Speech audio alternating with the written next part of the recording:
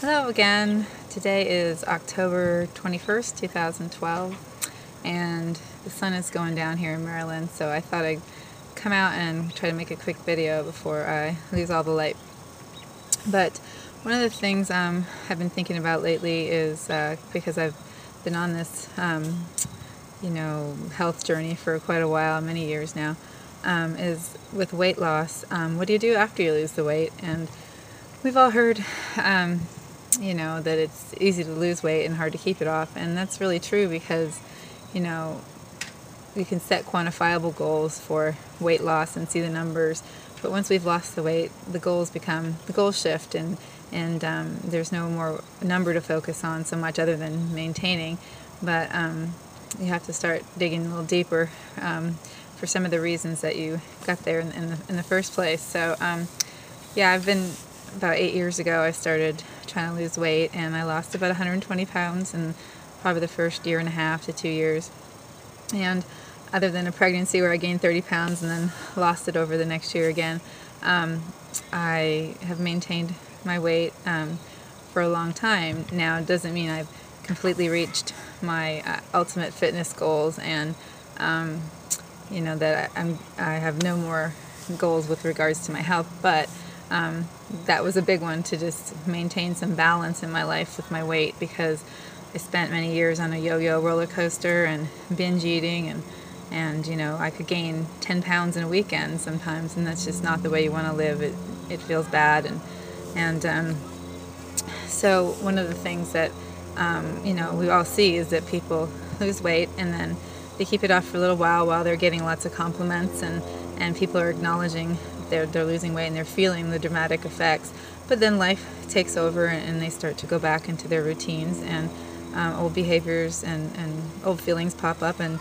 you respond to them with old behaviors, and maybe we never really changed the patterns of thought that we had behind the behaviors. So I guess I just wanted to share some of my tips for staying inspired and staying true to your original goal of finding balance for yourself with your weight, especially if you're coming from a past history of food addiction type behavior with severe weight loss or severe obesity or something like that, where you were just really feeling like it was compromising your quality of life. And for me, that's where I was. So to me, it's important. It's not something I can take lightly, and I even after having been here quite a long time in this weight plateau, I don't become complacent that I couldn't be triggered by some emotional thing, or just be slowly revert to old behaviors if I'm not careful. I don't ever really worry about gaining that amount of weight back. I've developed some really good new habits, and the foods I eat now are so dramatically different. The foods I crave. I've been on a raw vegan diet for over 3 years, and I don't crave any of the old things, but I do sometimes crave heavy, fatty, salty foods, and they can wreak havoc on the way you want to feel and the way your overall balanced health. So you don't want to indulge in that too often, and you don't want to use it as a vice for coping with emotions. You want to occasionally indulge in those things as a social thing or whatever, but you don't want to make it a part of your daily life, or you're going to end up back with some of the same health challenges that you had when you were eating processed food or being overweight or whatever. So my tips would be, reevaluate your reasons for wanting to lose weight when you started. If it's been a while and you've lost the weight,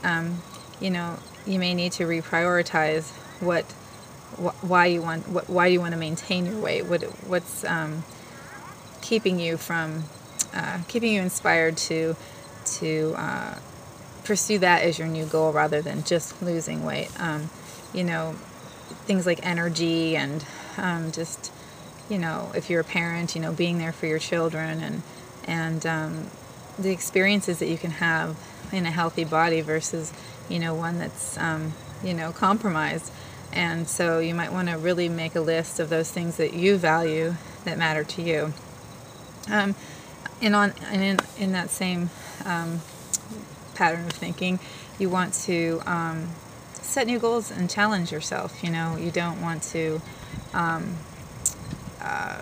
you don't want to have just accomplished one goal and be done with it. You want to make sure that you set new heights for yourself, and whether it's fitness or some new maybe it has nothing to do with food and health and weight. Maybe you want to set a new business goal for yourself, or a new social goal, or whatever it is. But get excited about that, and put that as a priority for yourself, and don't necessarily think because you don't have a weight loss goal anymore that it's not a priority to still take care of yourself, and what that includes your mental health.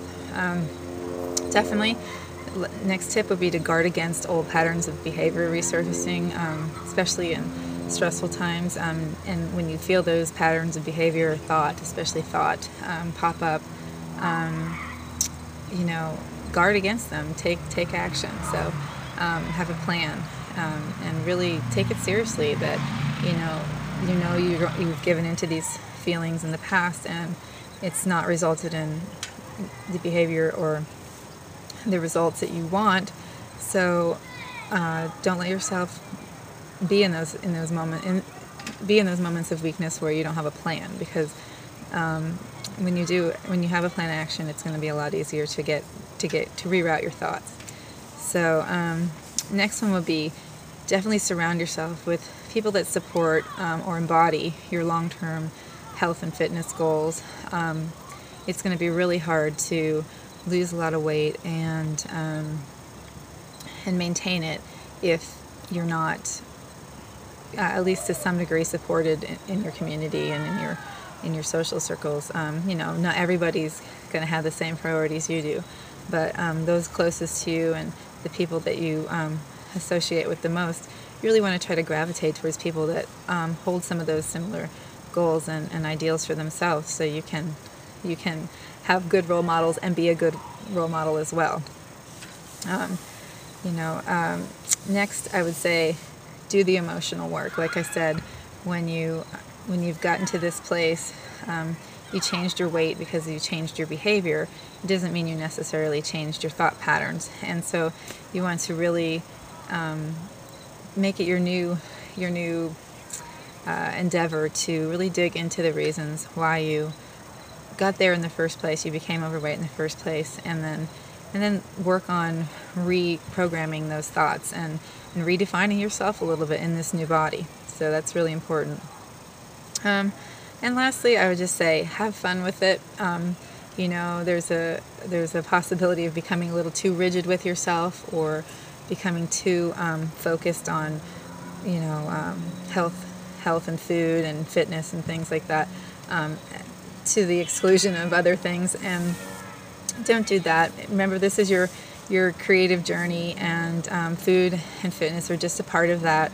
So really try to look at your life holistically and find the balance of other things you can feed yourself with, creative endeavors, communicating your community, being with other people, just all those things that can really fill you up in a way that food and any amount of food can never do. So have fun with it, and like I said, have a plan so you're ready for those situations that aren't so easy.